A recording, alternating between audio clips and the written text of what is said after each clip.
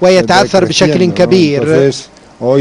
اليوم ربما الهدف الذي حققه مع المنتخب الإسباني سيخدم هذا اللاعب. أنا سعيد بذلك لأن هذا اللاعب لاعب ممتاز. المميزة تمكن من الاعتماد على أداء مميز. المنتخب الأمريكي لم يكن مميزا لا في الشوط الأول ولا في الشوط الثاني، كان غائبا تماما،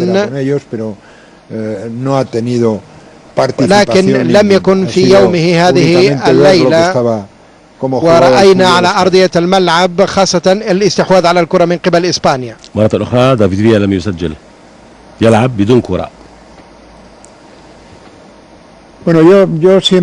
أنا دائما أقول فيا لاعب كبير، ولكن ليحقق الأهداف يجب أن يكون قريبا من المرمى، ولكن إذا كان بعيدا عن الجناح فإن مردوده يتراجع. وباعتقادي مركزه المميز هو أنه يصل من الخلف، ولكن لا يجب أن يلعب على الجناح لأنه يصعب عليه العمل.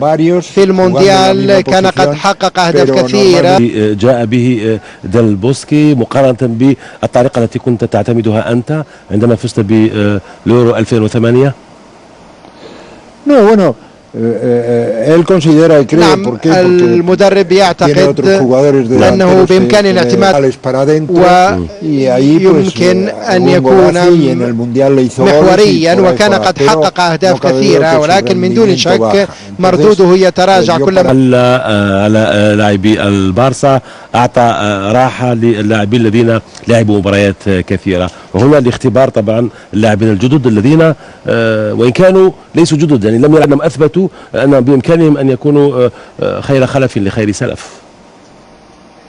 من دون شك